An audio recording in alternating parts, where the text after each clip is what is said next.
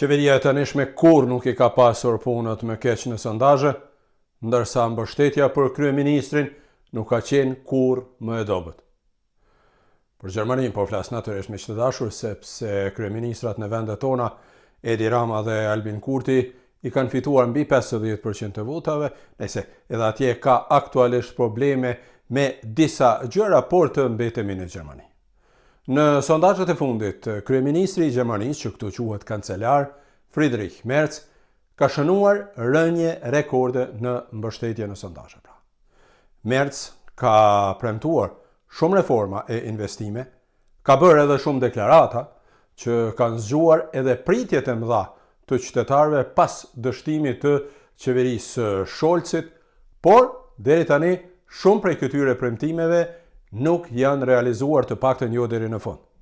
E këto gjëra nuk falen në Gjermani. Zhvillimi ekonomik në Gjermani mbetet në nivel shumë të ulët. Falimentimi i kompanive nuk ka qenë kur më i madh. Inflacioni vetëm në mars ka qenë 2.7%.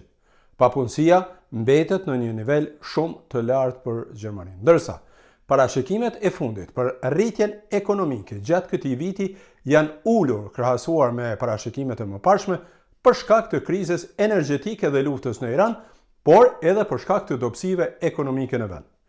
E gjitha kjo ka ndikuar që mbështetja e kancelarit Merz në sondazhe të jetë më e ulët se kur më parë deri tani.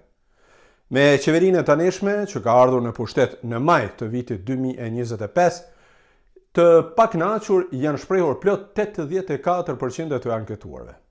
Qeveria nuk po mund të binë as mbështetësit e partive në pushtet me punën e saj. Të paktën kështu thuhen në sondazhin e ARD Deutschland Trend, të cilin e ka bërë Instituti Infratest DIMAP në mars.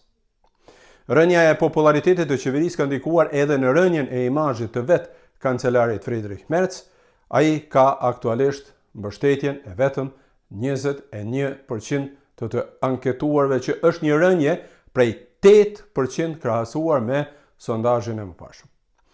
Edhe më keq i ka punët në sondazhe, të paktën zëvendës kancelari Lars Klingbeil nga SPD, i cili për momentin e ka mbështetjen e vetëm 18% të anketuarve, që është një rënje marramense prej plot 15% krahasuar me sondazhet e mëparshme. Kështu, kancelari Merz dhe zëvendësi i tij Klingbeil e kanë për momentin mbështetjen më të ulët prej ardhjes në pushtet, pra gati që një vit.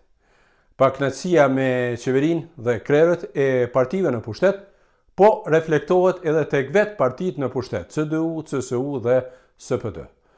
Po të mbaheshin në zgjedhjet këtë të diel, këto parti nuk do të kishin më shumicën për krijimin e koalicionit qeverisës. Në veçanti keq i ka punët SPD-ja, pra socialdemokratët, të cilët kanë mbështetjen prej vetëm 12% në sondazhe, që është një rënje tepër e madhe për partinë më të vjetër në Gjermani.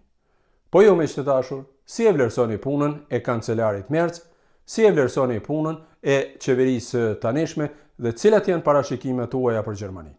Nëse doni, natyrisht mund të më shkruani këtu në video dhe mund të komentojmë së bashku. Dhe mos harroni të abonoheni në kanalet e mia, sepse në ditët në vijim do të ketë edhe informacione të tjera me rëndësi për të gjithë ne që jetojmë në këtë vend. Faleminderit dhe mirupafshim.